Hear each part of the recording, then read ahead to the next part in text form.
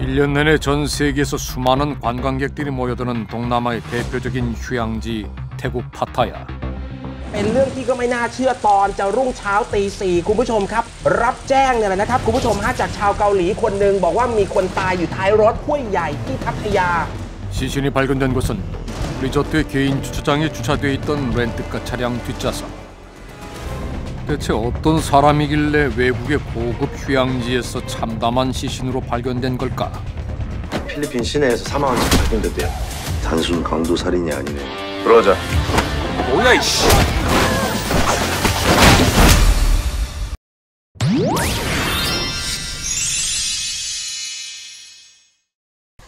곧바로 태국 경찰병원으로 옮겨 시신을 부검한 결과는 더욱 충격적이었습니다. 가슴 중앙뼈를 비롯해 앞면 오른쪽 갈비뼈 4개와 뒷면 왼쪽 갈비뼈 3개가 부러지면서 폐를 찔러 찢어진 상태였는데, 이런 장기 손상보다 사망에 더 직접적인 원인이 된 것은 뇌부종이었습니다. 뇌부종은 뇌가 붓는 것을 말합니다. 예컨대 교통사고가 나서 또 넘어져서 이럴 경우도 생길 수 있는데, 방어운도 있고 다리 쪽에도 상처가 있고 그래서 아주 심한 폭력에 노출되었다. 3개월 동안 체류할 수 있는 무비자로 2달 전 태국에 온 그는 겨우 25살이던 청년 임동준 씨.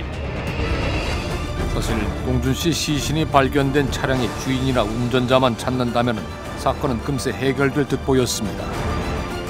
게다가 동준 씨의 시신이 발견된 것은 2명의 남자가 신고를 해왔기 때문입니다.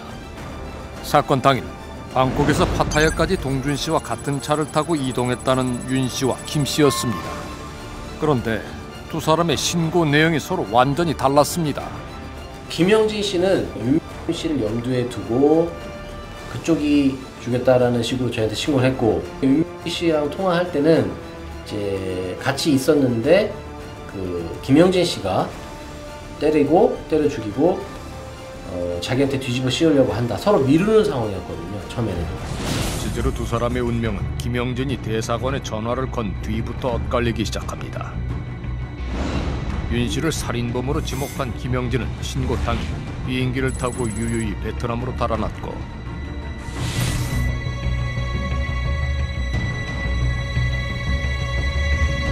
เขามีปัญหากันเรื่องทำธุรกิจนะทำธุรกิจเหมือนกับเป็นพนันบอลออนไลน์อย่างเงี้ยทำธุรกิจผิดกฎหมายนะเนี่ยเขาก็จับได้เขาก็ซ้อมให้รับ 김 씨와 윤 씨는 각각 전과 14번과 15번, 그중에서도 만 14세 첫 범죄를 저지른 김 씨는 유명한 폭력 조직의 조직원으로 국내에서 이미 불법 도박 사이트를 운영한 혐의로 지명수배가 돼 있던 인물입니다. 그런데 사건이 발생한 지 한 달 만에 중요한 목격자가 나타났습니다. 파타야의 리조트에서 김 씨와 윤 씨가 동준 씨의 시신 처리 방법을 두고 다투는 모습을 목격했다는 불법 도박 사이트 직원 남 씨였습니다. 사건 직후 김영진과 함께 베트남행 비행기를 탔던 남 씨. 그는 왜 혼자서 한국으로 돌아온 걸까? 저는 김영진 지시에 의하기 때문에 소위 말해서 간을 본다거나 그걸 먼저 자수를 시켜 어떻게 나오는가 보자 하고 자수시킨 것 같기도 해요. 저희들이 보기에는. 그도 그럴 것이 남 씨의 진술은 모두 김 씨에게 유리한 내용들 뿐이었습니다.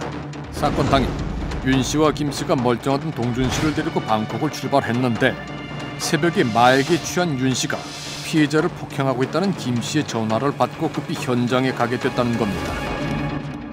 하지만 파타야에 도착했을 때 피해자는 이미 숨진 뒤였고, 윤 씨는 계속 마약을 흡입받아 혼자 현장을 떠나버렸다는 게 남 씨의 주장이었습니다.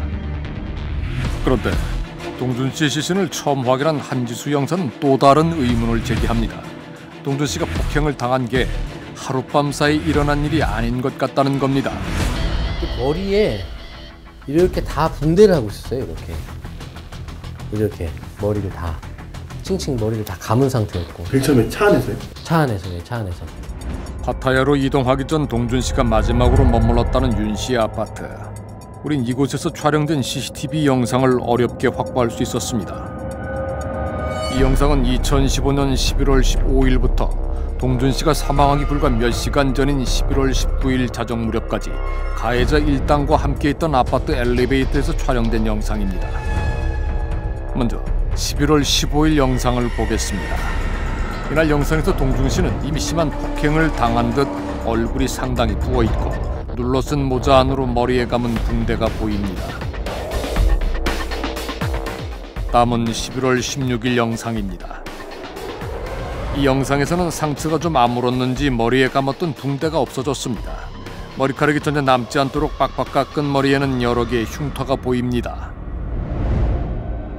다음은 이틀이 지난 11월 18일 영상입니다.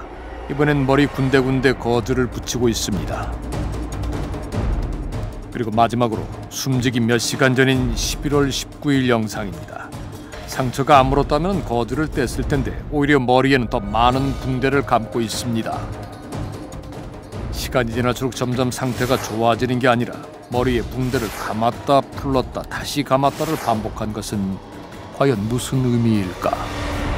베일에 쌓였던 동준 씨의 태국 생활이 우연히 밝혀진 것은 입국 한 달 뒤. 주 태국 한국대사관으로 다급히 뛰어들어와 도움을 청한 청년이 있었습니다. 불법 도박 사이트 운영 조직에 감금돼 있다 여권도 없이 탈출했다며 한국으로 돌아갈 수 있게 도와달라고 했다는 겁니다. 신발도 한 짝밖에 안 신고 굉장히 다급하게 감금돼서 폭행당하고 그러고 있다. 그 탈출했다라고 좀 다급하게 대사관에 왔었습니다. 또 자기랑 같이 비슷한 입장인 다른 사람도 프로그래머 또 한 명 있다라는 것까지만 기억했지만 정확한 장소 정확하게 이제 기억을 못 하고 있고 본인은 이제 그냥 무작정 택시를 타고 왔다고 하는데 이미 택시 기사는 가버렸기 때문에 정확하게 장소를 그 당시에는 확인하기가 어려웠던 상황이었습니다. 아직 탈출 못한 동료가 있다는 말에 한참을 수색했지만은 감금됐던 장소는 결국 찾을 수 없었습니다.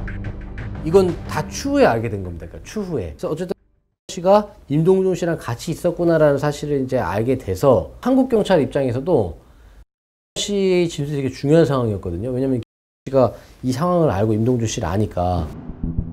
우리는 며칠에 걸친 설득 끝에 그를 어렵게 만날 수 있었습니다. 웹 디자이너인 그가 태국에 가게 된 건 한 달 전 지인을 통해 알게 된 김영진으로부터 고액 아르바이트 제안을 받았기 때문이라고 합니다. 시간이 안 나니까 다음에 와서 일을 하라. 와서 한 2주 정도 여행차 와라. 여권 비용으로 다 받았었거든요. 비행기표도 그쪽에서 끊어졌어요. 태국으로 떠나던 날 공항에서 처음 만난 사람이 바로 동준 씨였습니다. 그리고 그날 이후 벌어진 모든 일은 악몽 같았다고 합니다. 죄책감이 지금도 있어요. 같이 나갔으면 살았지 않을까. 저 같은 경우는 한국에 왔을 때 고막도 찢어져서 그 정도로 엄청 많이 왔다 보니까 정신병원 다닐 때 약 먹으니까 좀 잊혀지는데 꿈에 나오더라고요. 때리는 게, 글통을 나는 게 매일 꿈에 나오니까 자는 게 싫었어요. 국제범죄수사대가 계좌 추적을 통해 밝혀낸 결과 불법 도박 사이트를 운영한 근거지는 방콕에 있는 김씨 오피스텔. 동준 씨 일행이 도착했을 때 김씨 일당은 이 오피스텔에 3개의 방을 임대해 사용하고 있었는데 하나는 김씨가, 또 하나는 이미 운영 중인 불법 도박 사이트 관리자 2명이 사용 중이었고 마지막 하나를 동준 씨 일행이 사용하게 했다고 합니다. 그리고 이 방에서 두 사람과 함께 생활하며 식사를 챙겨주던 사람이 바로 남 씨입니다. 숙식을 제공받고 여행도 할 수 있을 거라는 기대가 무너진 건 바로 다음 날. 프로그램을 빨리 개발 안 한다는 이유로 폭행을 하고 연일 이렇게 해서 2월 7일 날 탈출을 하려고 수완나폼 그 공항으로 얘들 2명이 왔다가 잡혀갔어요. 여권을 빼앗겨가지고. 한번 탈출을 시도했어요. 그렇죠. 한 달 되던 때로. 네, 그렇죠. 그날 이후 감시와 폭행은 더 심해졌을 것으로 추정이 됩니다. 동준 씨는 그 무렵 한국에 있는 친구에게 SNS로 폭행 사실을 알린 적도 있다고 합니다. 눈 쪽에 사진을 보내줬는데 눈이 여기가 아예 그냥 다 시퍼렇게 심하게 멍들고 그리고 눈에 핏줄도 다 터져 있었어요. 빨리 오라고.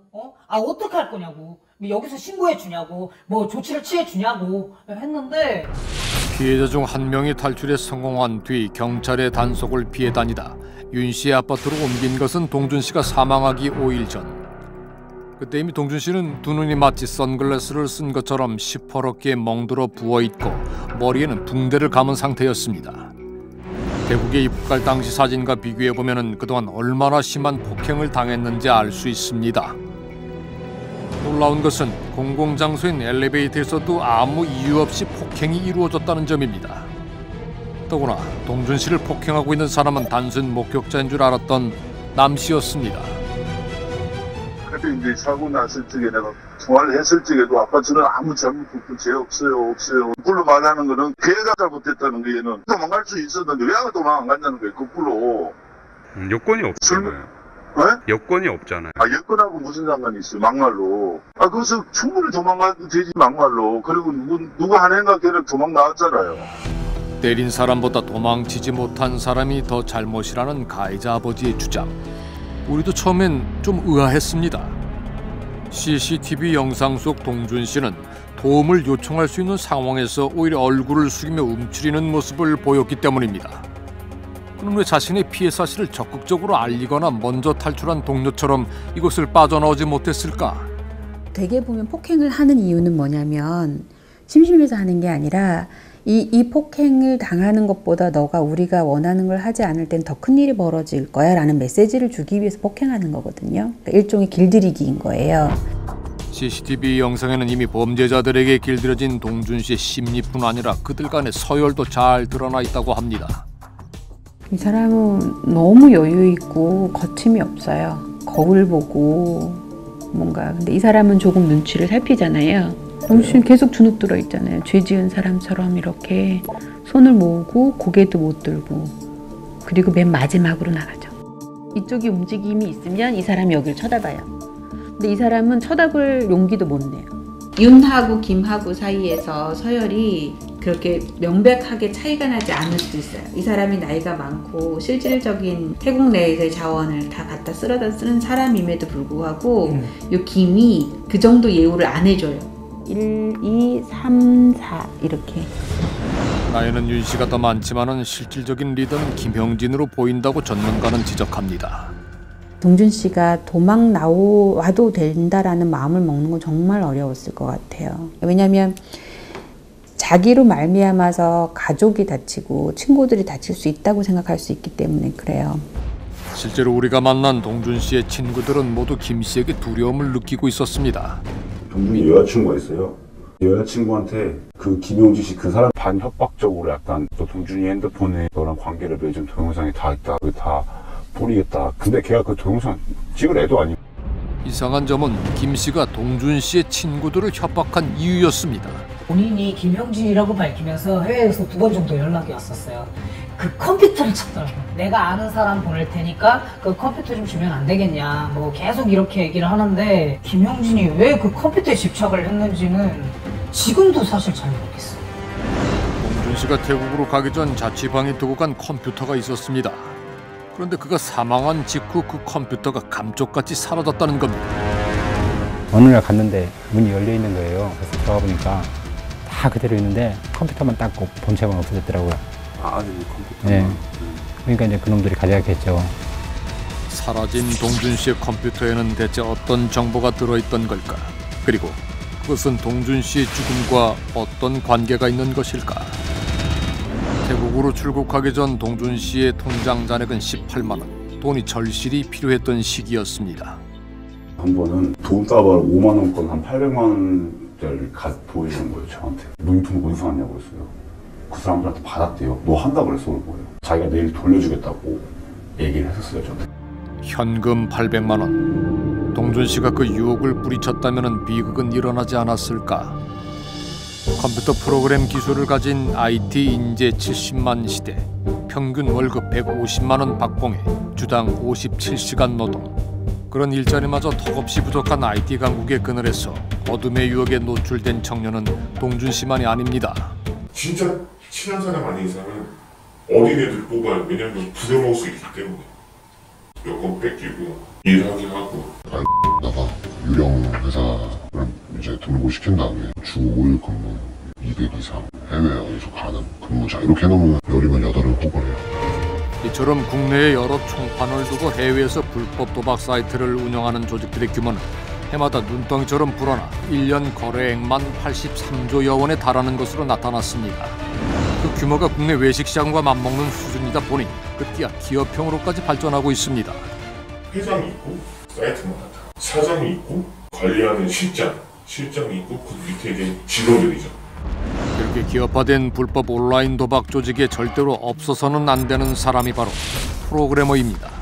프로그래머 관리하는 거는 저보다는 이제 사장님, 저보다 위급. 프로그램 관리는 이제 그분들이 이제 많이 하시고요. 회장이나 사장이 특별 관리할 만큼 프로그래머가 중요한 이유는 뭘까? 웹페이지 자체를 만드는 것은 사실 어려운 기술이 아니고요. 사이트 운영자가 돈을 벌 수 있게끔 만들어주는 그런 로직을 만드는 게 사실은 어렵거든요. 불법 도박 사이트의 베팅은 주로 승, 무, 패 중 하나를 선택해 돈을 걸도록 돼 있습니다. 그런데 결과를 맞췄을 경우 받을 수 있는 당첨금의 비율이 모두 다르고 이를 배당률이라고 합니다. 불법 도박 사이트 운영자는 몇 명의 회원이 어디에 얼마를 베팅했는지 알 수 있기 때문에 경기 결과가 어떻게 되든 무조건 수익을 낼 수 있도록 배당률을 조작하는 것도 가능합니다. 이 사이트 운영자는 수익을 얻어야 되잖아요. 이 사이트 전체에서 수익을 내는 게 아니라 손해를 보게 되면 충분히 그 개발자한테 뭐라고 할 수 있는. 근데 개발자가 한 번에 완벽하게 프로그램을 만들기는 쉽지 않거든요. 여러 번 시험 적용도 해보고 그리고 유저들의 반응을 받아서 다시 개선을 하고 그런 과정들을 계속 하는데 아마 이 친구는 쫓겼을 거예요. 불행하게도 동준 씨는 이런 어려운 작업을 폭력 조직의 일원이던 사람들의 감시 속에서 해야만 했습니다. 걔를 시켜서 무슨 통합 사이트를 개발 중에 있었나 봐요. 그러니까 얘가 자꾸 그 임동준과 도망가고 그러니까 김영진이랑 약에 취해서 망상이 생겼던 거죠. 지들 핸드폰에 뭐 얘가 그 개발자 죽은 애가 뭘 심어놨다, 자들 빼간다. 김 씨가 조직원들을 시켜 동준 씨의 컴퓨터 본체를 가져갔다면 그 컴퓨터에는 공개되면은 안 될 중요한 범죄 정보가 저장됐기 때문일 것으로 추측이 됩니다.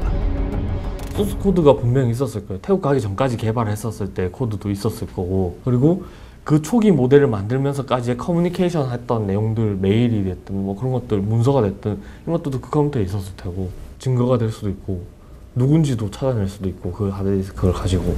김 씨의 신고 내용과 윤 씨 최초 진술을 분석한 범죄 심리학자는 이들 중 주범과 종범을 구분하는 것이 의미가 없다고 지적합니다.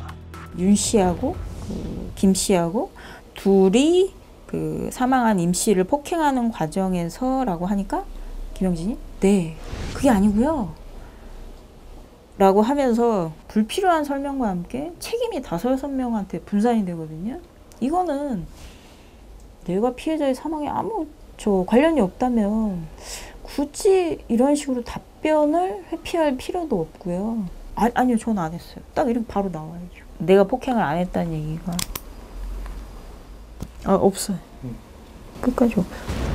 자신이 폭행에 가담하지 않았다는 사실을 명확하게 강조하지 않은 것은 윤 씨도 마찬가지입니다. 윤 씨한테 반복적으로 나타났던 표현이 그전부터라는 거예요. 과연 윤 씨가 전혀 피해자 임 씨의 사망에 책임이 없다면 굳이 임 씨가 예전부터 그 전서부터 상태가 좋지 않았다라는 식의 표현을 반복해서 강조할 필요는 없는 걸로 보이죠. 그래서 결론적으로 둘 다 신고를 하고 둘 다 도주했어요. 둘 다 한국에 오지 않고 있거든요. 둘 다 때렸으니까. 지난 일요일 동준 씨 아버지가 오랜만에 아들을 만나러 왔습니다. 꼭 좀 그놈 잡았으면 좋겠어요. 어차피 우리 아들은 죽었고 다른 애들, 젊은 애들이 그런 일을 안 당했으면 하는 마음입니다. 못 잡으면 제가라도 나중에 죽어서라도 잡을 겁니다.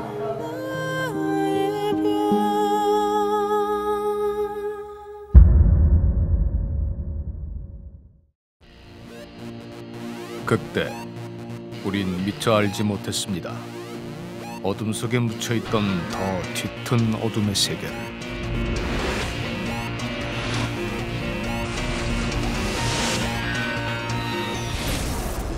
그 시작에는 한 남자가 있었습니다. 우리가 지난 1년 동안 쫓고 있었던 바로 그 남자 말입니다. 피해자 어떻게 죽이셨나요? 제가 죽인 거 아니에요. 그럼 모르면은 찍지를 말던가 뭐 하는 거야. 살해 혐의 인정 안 하시나요? 예, 안 해요. 유가족들한테 할 말 없어요? 취재진의 질문에 코웃음을 치고 욕설을 내뱉는 남자. 살인 혐의를 인정하지 않는다는 그는 도피 28개월 만에 검거된 김형진이었습니다. 인터폴에서 적색 수배를 내렸지만 끝끝내 행방을 알 수 없었던 김형진. 지난해 방송을 통해 김형진을 공개 수배했던 우리는 그를 꼭 찾고 싶었습니다. 결국엔 김형진을 아시는 분들의 제보를 기다립니다. 한국 나가고 이제 김형진이 베트남 어디 식당에 있다. 그리고 뭐 어디 호텔 카지노에 있다. 그리고 심지어 뭐 중국에 있다, 캄보디아에 있다라는 많은 제보가 있었는데 3월 11일 날 첩보를 이제 저희 담당했던 국제범죄수사대 팀장이 첩보를 입수했습니다. 지난 4월 5일 베트남 경찰과 국제범죄수사대 인터폴의 공조로 베트남에서 검거된 김형진이 한국으로 송환됐습니다. 이제야말로 동준 씨를 숨지게 만든 진짜 범인을 가려 죄의 무게를 묻게 될까. 그런데 저희가 송치했던 게 살인, 사체유기, 도박개장, 폭조법 위반 등으로 송치했는데 검찰에서는 이제 살인, 사체유기에 대해서는 기소 중지를 했고 이제 눈물마저 말라버린 아버지의 가슴이 또다시 무너집니다. 살인죄가 없잖아요.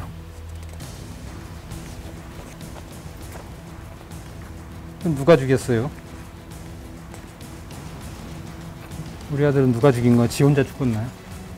25살 동준 씨가 처참한 죽음을 맞은 지 3년. 살해당한 이는 있지만 살해했다는 이는 밝히지 못한 파타야 살인 사건. 아직 끝나지 않았습니다. 김형진의 소식이 들려온 것은 베트남 호치민이었습니다. 신동이라고 코리아타운이 있는 곳이 이발관이라는 골목에 보면은 김형진 집이 있거든요. 푸미는 거기 지역에 있으면 그거 되게 좁아요. 그래서 한 달에 건너면 다 알 수가 있거든요. 도피 중인 김형진이 살았다는 푸미용 한인타운. 이곳에서 그를 기억하는 사람을 만날 수 있을까?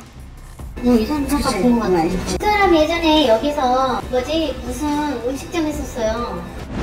뜻밖이었습니다. 꼭꼭 숨어 지낼 거라는 예상과는 달리 한인타운에서 건물을 인수한 뒤 직접 식당까지 운영하고 있었다는 겁니다. 카지노에서 돈 빌려주는 거, 꽁지라고 하죠. 그쪽 용어로 꽁지라고. 거기서 하다가 돈 떨어지면은 뭐 2,000불이면 2,000불 그 자리에서 빌려주고 그 며칠 있다 받는 조건으로 이자 많이 주시고 그걸 했었어요. 식당을 지인에게 넘겨준 김형진은 호텔 카지노에서 고금리로 돈을 빌려주는 불법 사채업까지 하고 있었다고 합니다. 그가 적색 수배자라는 사실을 눈치챈 사람은 없었을까?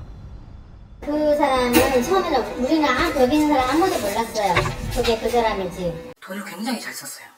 돈을 굉장히 잘 쓰고 한국 사람들 상상도 못할 정도로 팁도 많이 주고.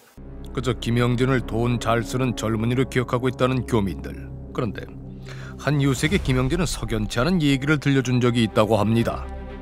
그런 얘기 한번 했어요. 내가 한국에 못 들어가요. 이러면서 제대로 된 건 아니고 환경아 사람 죽이는 게 그 자리에 있었어. 우리도 어쨌든 너무 살아야 돼요. 얘기가 왜? 다른 사람이 저지른 살인사건에 연루돼 있다고 털어놨다는 김형진. 28개월간 태연히 도피 생활을 하고 있었던 그는 동준 씨의 죽음과 정말 무관한 걸까? 베트남에서 취재를 이어가던 우리는 믿기 힘든 얘기를 들을 수 있었습니다. 방금 헷갈린 게 그거였다니까요. 검찰 쪽이 보고 자기한테 연락이 되는 걸로는 알고 있었어요. 자기가 지금 한국에서 죄가 있어서 넘어왔는데 그거를 뒤에서 봐줘가지고 검찰을 조율 중이다. 조율 중인 상태도 여기서 왔다 갔다 했고 형진이 위치를 파악하고 있었던 걸로 알고 있거든요. 그렇지 않고서야 지가 어떻게 대외적으로 카지노에서 그 일을 하고 했어요. 도피 당시 지인에게 들려준 김형진의 얘기는 그저 허풍일 뿐이었을까? 1년 전 방송이 나간 뒤 김형진은 대담하게도 베트남 주재 한국 대사관에 스스로 전화를 걸어왔다고 합니다. 지금 호치민에 계신 거예요, 그럼 지금? 아니요, 호치민은 제가 솔직히 얘기해서 들어가려고 그랬을 재판 부분도 있고 재판에서 저한테 유리한 부분들에 대해서도 생각도 해야 준비해야 될 게 많이 있을 것 같아요, 당장.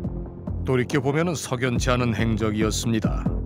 인터폴 적색 수배가 내려진 상황에서도 한인타운에서 식당 운영을 하고 카지노에서 불법 사채업을 했다고 하는 김형진. 그는 어떻게 재판에 유리한 증거까지 생각할 여유가 있었던 걸까? 뒤에 누가 있는지에 대해서 혹시 들으신 거는 없으신가요? 뒤에는 누가 있겠어요. 조직이지. 실제로 우리에게 연락을 해온 제보자들이 공통적으로 주장한 건 역시 김영진이 뒤에 있었던 숨은 조력자, 조직에 관한 것이었습니다. 토프라는 게 김영진 혼자서 운영할 수 있는 게 아니고 어차피 위에서 다 봐줘요. 기본 자금이 최소 오늘 없어도 1억 정도 들고 시작해. 그래서 조직이라는 게 있는 거야. 뭐 이게 혼자 돈 번다고 뭐 되는 게 아니고. 왜냐면은 얘가 불어버리면 자기네도 큰일 나는데 자기네가 도와줄 수 있는 만큼 최대한 도와줘야죠. 전과 14범의 김형진. 그는 2003년부터 경기도 성남 지역의 최대 폭력 조직 국제 마피아파의 조직원으로 활동하고 있었습니다. 그리고 현재 걔는 지가 조직에 온몸을 불사로 이바지를 했다. 무슨 일 다 했고 빵 갈 거 다 갖고. 얘는 집단에는 헌신을 다 했어요. 집단에. 근데 그 회장이 이 사람이 돈 많이 벌어가지고 그랬다면서요. 회장이? 그 보스. 그 샤오닝인가? 샤오밍 그 사업회가 돈 벌어가지고 성공했다잖아. 김영진이 10년간 몸바쳤던 조직, 그리고 그 조직의 소속이자 성공한 사업가가 된 회장님. 그는 대체 누구일까? 누군가는 그를 젊고 유능한 사업가로 기억합니다.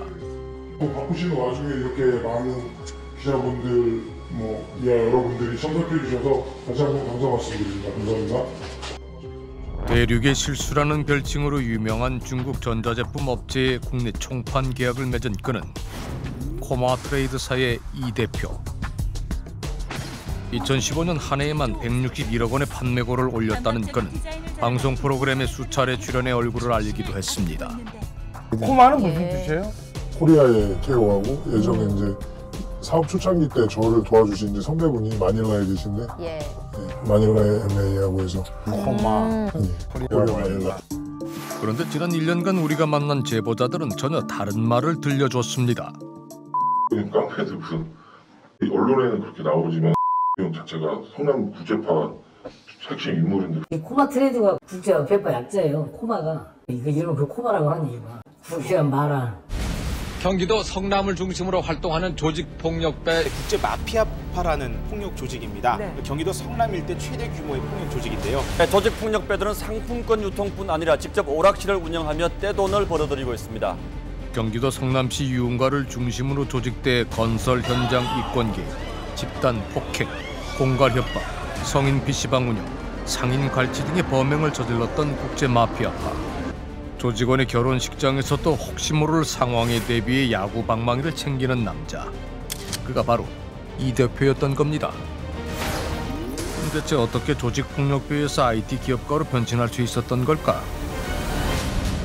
우리에게 조심스레 연락을 해온 제보자는 자신이 2015년부터 1년간 근무했던 태국의 한 회사에 관한 비밀을 털어놨습니다. 리프폰이라고 그러잖아요. 태국에서 그걸 조립을 해서 다시 파는 거죠. 거기에서 수리도 해주고 그러면서 판매를 했던 IT 샵인데 핸드폰 팔고 했던 그런 샵들이에요. 태국에만 3개 지점이 있었다는 회사는 KTM 커뮤니케이션. 그런데 제보자는 이 회사의 재무 구조가 매우 묘했다고 말합니다. 누가 봐서도 이게 회사일까? 이게 어떻게 운영이 되지? 할 정도로 휴대폰을 그냥 정면에 내세우고 뒤로 뭐 이상한 사업을 하는 게 아닌가라는 생각을 할 정도로 항상 정말 꾸준하게 마이너스 1억씩 마이너스가 났던데. 이해할 수 없는 점은 더 있었다고 합니다. 매달 적자가 나는 상황에서 다달이 지원금 명목으로 한국에서 돈을 보내오는 이가 있었다는 겁니다. 바로 회사의 대표였습니다. 제보자가 기이한 회사의 정체를 눈치챈 것은 2015년 6월 초. 태국 푸켓 한인 사회를 떠들썩하게 만든 한 사건 때문이었다고 합니다. แถลงผลการจับกุมตัวในกับพวกรวมทั้งสิ้น 8 คนซึ่งทั้งหมดเป็นชาวเกาหลีใต้ที่ลักลอบเปิดบ่อนการพนันออนไลน์ในประเทศไทยจับกุมได้ที่หมู่บ้านแห่งหนึ่งในพื้นที่ตำบลวิชิตอำเภอเมืองภูเก็ต 태국 푸켓에서 불법 도박 사이트를 운영하던 한국인 8명이 검거된 다음 날 회사에서 이상한 일이 벌어진 겁니다. 따로 회사 밖에서 데리고 있던 직원들 8명이 전부 다 태국 경찰한테 잡힌 거예요. 이 축구 도박 사이트로 잡혔는데 그 사건 변호사 선임하고 사식들하고 하는 거를 다 전부 KTM에서 다 한 거예요. 유치장에 수감된 이들의 식비는 물론 보석금과 변호사 비용까지 지원해준 회사에서는 태국 현지 경찰들에게 월급 명목으로 뇌물까지 주고 있었다고 합니다. KTM에서 태국 경찰의 이민국에 다달이 상납을 했던 거예요. KTM이 뭐냐면 코리아 타이 마피아라는 거예요. 적자인 회사에 매달 지원금을 보내고 불법 도박 사이트를 운영하다 검거된 이들을 지원하고 현지 경찰에 뇌물을 줬던 이 회사의 대표는 바로 코마트레이드 이 대표였습니다. 대체 그가 태국에서 하고 있었던 진짜 사업은 무엇이었을까? 코마트레이드 대표이사인 이는 원래 7년 전에 토토 불법 스포츠 토토 초창기 멤버예요. 토토로 돈 너무 많이 벌게 되니까 좀 외관상 약간 좀 기업화 시키고 싶었던 거죠. 그래서 이제 코마트레이드라는 회사를 차려서 어떻게 버냐. 이 샤오미랑 계약을 했죠. 그럼 샤오미에서 보조 배터리를 예를 들어서 10억 원어치를 한국에 보냈어요. 그럼 이 불법으로 해서 번 돈을 이 샤오미에 대금 결제를 하고 그럼 이 물건을 받아서 팔면은 다 남는 거잖아요. 이해가 가세요 이제? 이 현금을 어떻게 깡을 한지 머리를 잘 쓴 거죠. 그리고 외관상으로는 엄청난 기업가가 돼 있는 거죠. 다시 말해 이 대표가 중국의 전자제품 업체에 지불한 돈은 불법 도박 사이트를 운영해 벌어들인 검은 돈이라는 겁니다. 게다가 불법 사이트 운영자 중 한 명이 김영진이었다는 게 제보자의 주장입니다. 이라는 사람이 이제 돈이 많이 생기니까 자기는 이제 좀 양지로 나오고 싶어서 자기 하던 토토를 물려준 게 김영진이에요. 그래서 김영진이가 해외로 처음 간 거예요. 그래서 김영진이가 거기서 토토를 해서 돈을 모아놓으면 우리가 태국이고 필리핀이고 계속 간 거죠.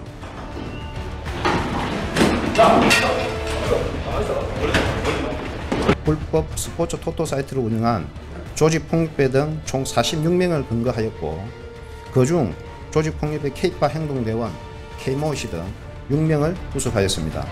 김영진이 해외 도피 생활을 시작하게 된 건 역시 지난 2013년 이 대표가 운영하던 도박 사이트 단속과 연관돼 있다고 관계자들은 말합니다. 김영진이가 또래잖아요. 그 또래를 제가 이제 챙긴 거죠. 그러면서 김영진이가 스포츠톡에 발을 들여오기 시작한 거예요. 김영진이가 바다에서 그 청년 살인하고 베트남 가 있을 때도 소문을 이제 이가 비자 위조해가지고 중국으로 이렇게 도피시키려고 한다. 끊을 수가 없죠, 둘 사이는. 그 뒤 방콕에서 불법 도박 사이트를 운영하다가 동준 씨를 숨지게 한 유력 용의자가 된 김형진. 그의 도피 생활에 도움을 줬던 것은 정말 국제 마피아파의 선배 이 대표였던 걸까?